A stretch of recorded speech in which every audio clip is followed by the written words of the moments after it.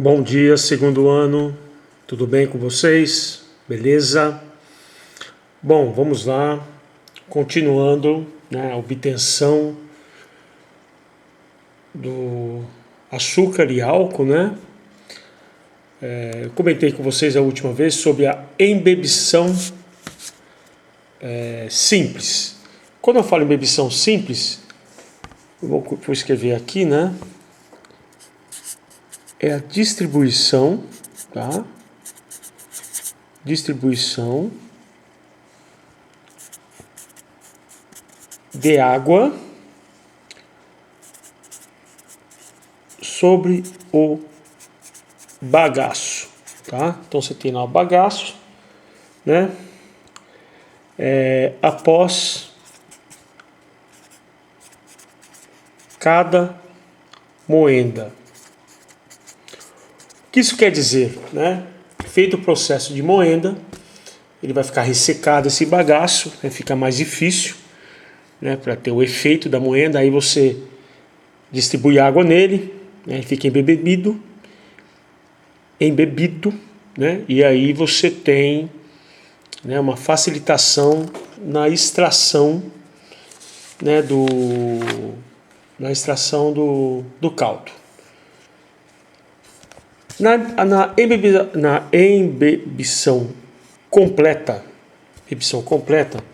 nós temos o seguinte, nós temos também a distribuição da água, distribuição da água, certo? Em um ou mais pontos de moendas, ok? Onde você faz extração, pontos de moenda, onde você vai também, Você vai embeber, olha que termo bonito, embeber o bagaço no terno. Lembra que eu comentei com você o terno, aquela parte anterior, que você tem ele onde fica condicionado esse caldo, tá? Então isso é a embebição completa. Passado isso, nós temos o bagacílio. O que são esses bagacílios, Bagacílio são pedaços, tá? São pedaços de bagaço, Pedaços de bagaço que caem debaixo das moendas, na parte inferior das moendas, tá? Você tem um separador, Aí você tem um separador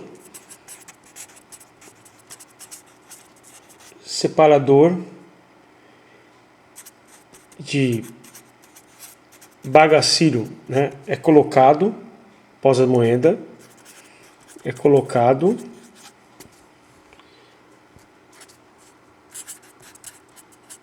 após moenda, ok?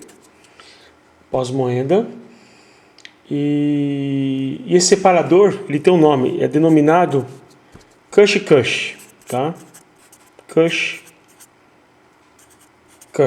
tá? E esse bagaço final,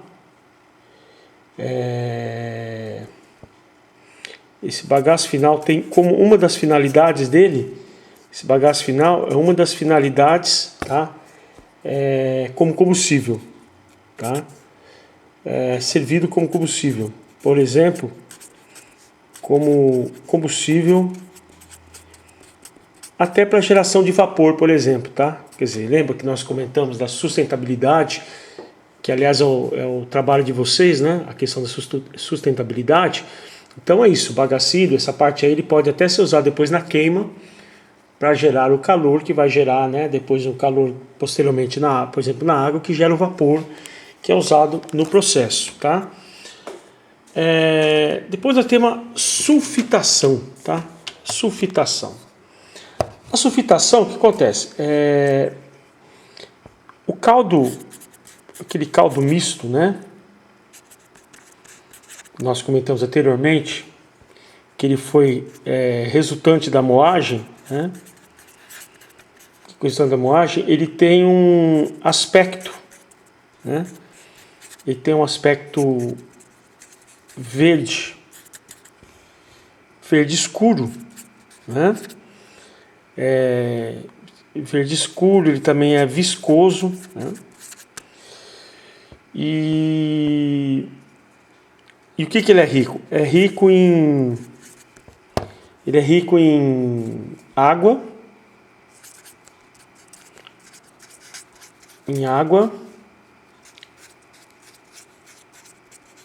açúcar, até mesmo porque é a questão da diluição em água, né? Lembrando lá do processo anteriormente. Açúcar e impurezas, tá? Exemplos dessas impurezas: bagacílios, que nós comentamos anteriormente, areias, coloides,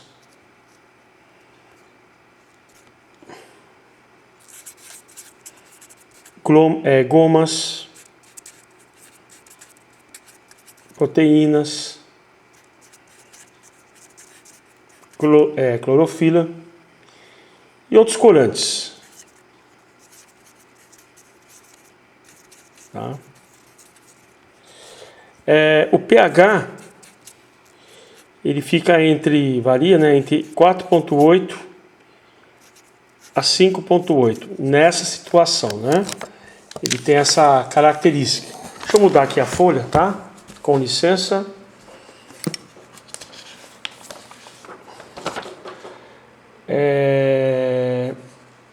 Ficou faltando alguns dados que eu vou escrever aqui em cima, antes da produção de SO2. Esse caldo, né, que eu estava falando da sulfitação, né, anteriormente, esse caldo ele é aquecido, né? Ele é aquecido no processo de sulfitação, né, aquecido a 50 a 70 graus Celsius, né? E depois ele vai para o sulfitador, tá? Ele vai para o sulfitador,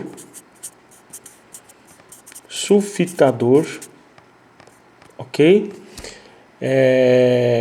Que aí vai ser tratado o CO2, né? Vai entrar a questão do CO2. O gás sulfídrico desse processo, o gás sulfídrico, ele tem a propriedade de flocular diversos coloides. Quando eu falo se é flocular diversos coloides, ele está o quê? No sentido que da clarificação, de você melhorar o aspecto de cor, né?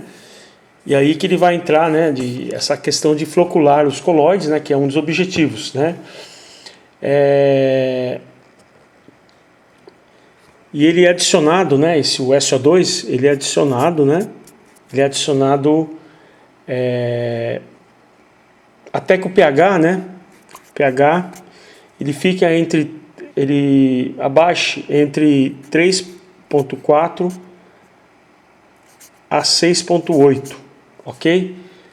E o gás sulfuroso age no caldo como né? Ele age no caldo como neutralizador, descolador, né? E preservativo, né? Das propriedades dele, esse gás sulfuroso, tá? Então vamos falar agora da produção do SO2, tá? Nós estamos falando que ele teve a propriedade, né, de o SO2, vou até anotar aqui, ele teve a propriedade de purificar, né? Purificar, neutralizar, ok? descorador também. Descorador, né? Então vamos lá, produção de SO2. O gás sulfuroso, né? Vamos lá. O gás sulfuroso. Gás sulfuroso, ele é produzido, né?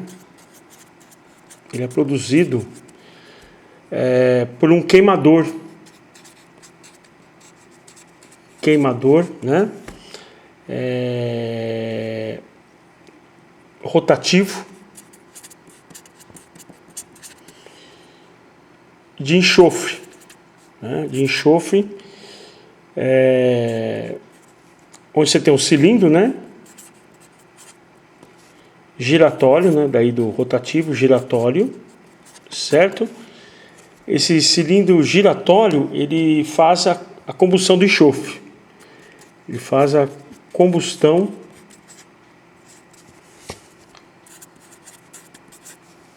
do enxofre, ok?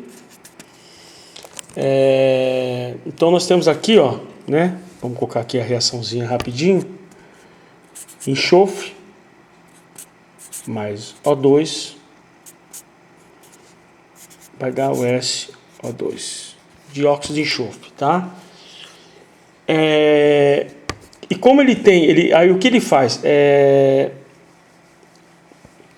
Ele atua como reação inversa, né? Ele atua como reação inversa.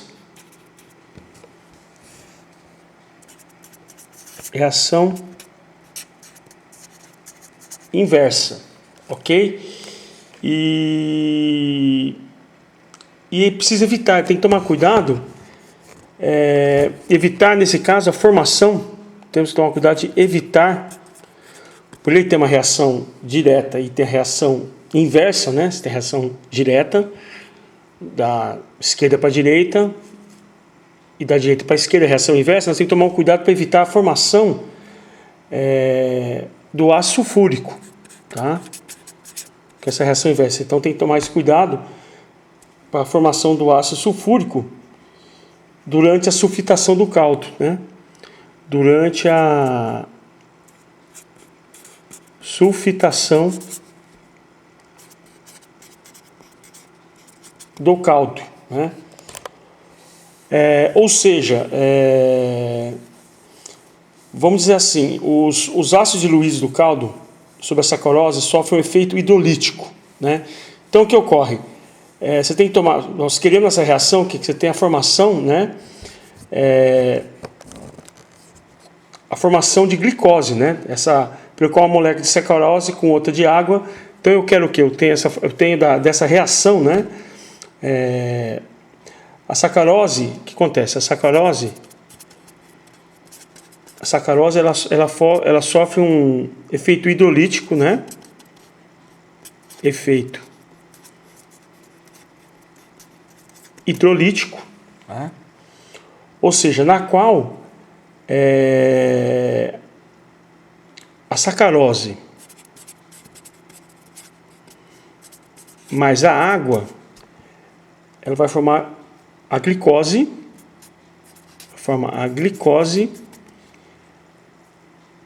e levulose. Levulose é o feminino de frutose, tá? Então é a frutose, ok? Então tem que tomar esse cuidado. Esse é um fenômeno de inversão, né? E o açúcar, no caso, ele vem da reação do invertido, né? Da reação inversa, tá? Então esse fenômeno é o fenômeno de inversão, tá bom? Fenômeno de inversão, tá? Depois nós temos a calagem. A calagem é o que? Depois que o caldo ele é sulfitado, né? Que é lá do processo do SO2, né? O caldo é sulfitado. Depois ele vai para um tanque, ok? Ele vai para um tanque, que é o tanque de calagem. certo? Nesse tanque de calagem, ele vai receber o quê? Ele vai receber o cal, o leite de cal, né? Que é o hidróxido de cálcio, leite de cal, né? Que é o KOH2, né? Tá? Hidróxido de cálcio, KOH2, né? E aí o pH vai ficar entre 7 e 7,4, tá? 7 e 7,4. E é muito importante a exatidão, hein? Precisamos da exatidão. Precisamos da exatidão da adição do cal.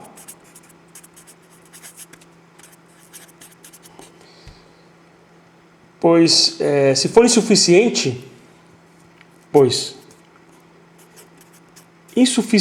né, de leite de cal, ele ficará ácido.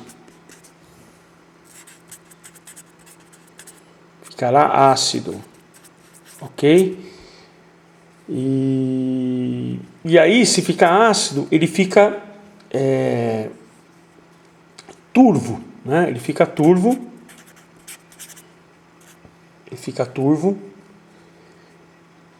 Mesmo depois de decantado, né? Então é complicado, porque um dos processos que nós veremos para frente é a decantação, né, desse caldo.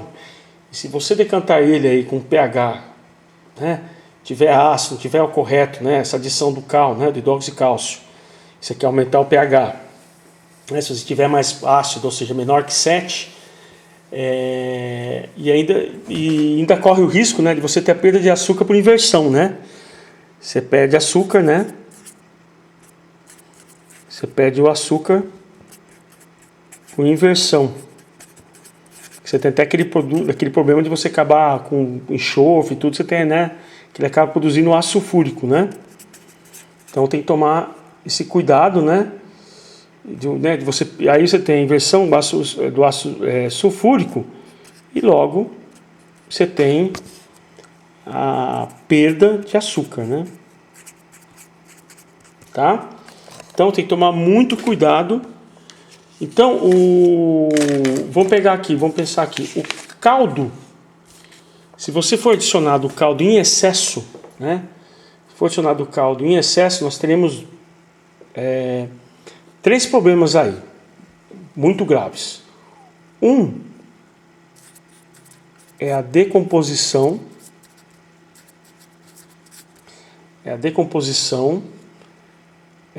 de açúcares redutores, né? Que é o que nós queremos, né? Que é o açúcar que, né, vai transformar em sacarose, né? Que é o açúcar desejado por nós, né? É a matéria-prima desejada, né? Não o açúcar, mas que vai ser produzido, na produção do álcool, do açúcar. Então, se você tem a decomposição do açúcar redutor, você tem o que? Você vai estar perdendo sacarose, né? Esse é o problema. Outro problema também é produtos escuros, tá? Você vai ter um produto escuro que também não é desejado, né? Ele vai também, né, essa quantidade não for correta, né, for em excesso, né? Eu falei, se for menos, você vai ter o problema de ficar ácido, né? E você vai ter aquele problema de decantação, da perda, mas aí você tem cal adicionado em excesso, você tem a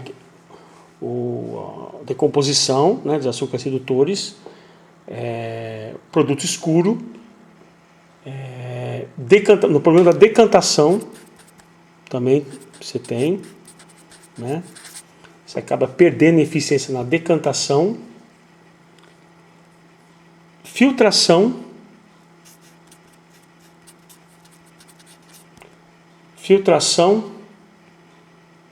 e cristalização, tá?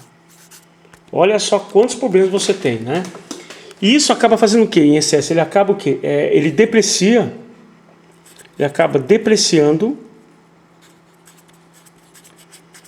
né? Depreciando o açúcar, né? O açúcar fabricado, seu produto final.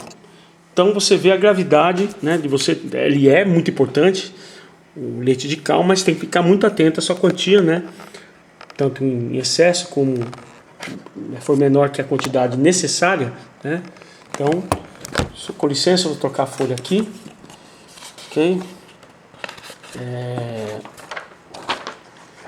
Aí nós temos o outro processo aqui, que é o aquecimento, né? Quando eu falo aquecimento, o caldo, né? Vamos colocar assim, o caldo, ele segue para aquecedores, né? Esse caldo sulfitado e caleado, né? Sulfitado e caleado, ele segue para aquecedores, né? Aquecedores, ok? Na verdade são aquecedores, na verdade são quatro aquecedores de cobre, né? 4 aquecedores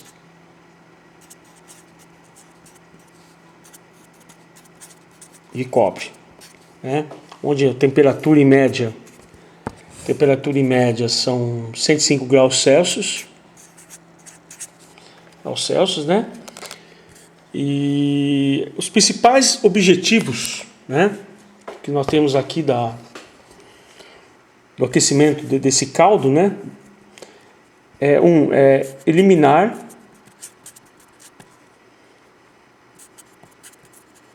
micro-organismos,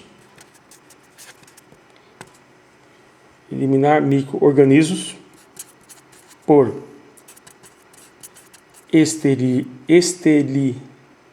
esterilização, tá? O outro, completar as reações químicas, certo? Também completar as reações químicas e provocar floculação, né? Que essa floculação vai provocar a formação de partículas maiores que vão se decantar depois, né? Os aquecedores são, vamos falar sobre ele, como funcionam, né? O aspecto, a parte física deles são equipamentos. Vou colocar aqui, são equipamentos, tá? São equipamentos onde você tem o que? A passagem. Nós temos a passagem do caldo, né? Passagem de caldo no interior de tubos, ok? Interior de tubos. E, obviamente, se você vai aquecer, você tem que ter a circulação de vapor pelo casco, né? Pelo casco. Aí com aquecimento, né, o calor para o caldo, né, o que ocorre? Ele condensa-se.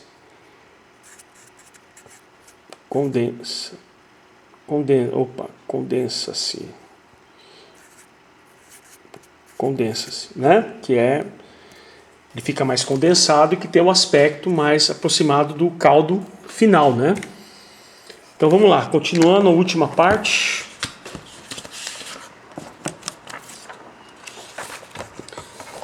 Né, desse aquecimento, aí você vai ter o aquecimento do caldo, né? Onde você tem a formação, ele condensa-se, né? Os aquecedores, né, o aquecimento do caldo, eles podem ser horizontais,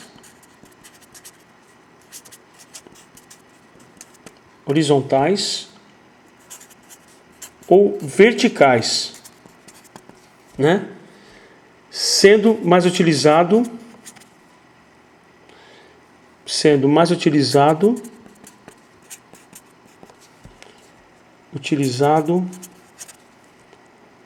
os horizontais, tá bom? São necessários no processo, né? Também, sobre aquecimento também, nós podemos destacar que incrustação também é prejudicial no aquecimento, tá? Vamos colocar aqui incrustação, né? Formar um tipo de material duro, né? Incrustação, ele nos tubos são extremamente prejudiciais. Por isso nós precisamos o quê? De limpezas periódicas, tá? E aí, do aquecimento do caldo, são necessários no processo, né? Remoção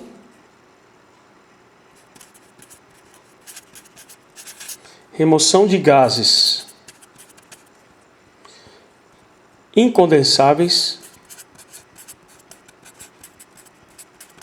tá? E também descarga dos condensadores,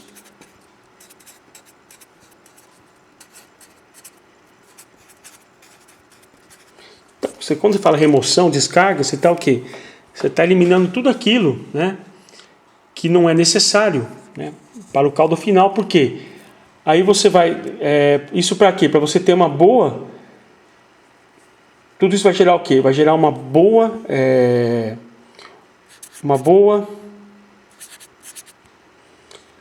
transferência de calor, né, do vapor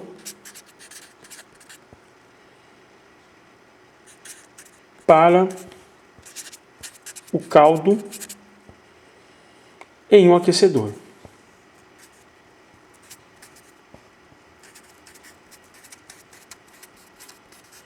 Ok, queridos? Então é isso, tá?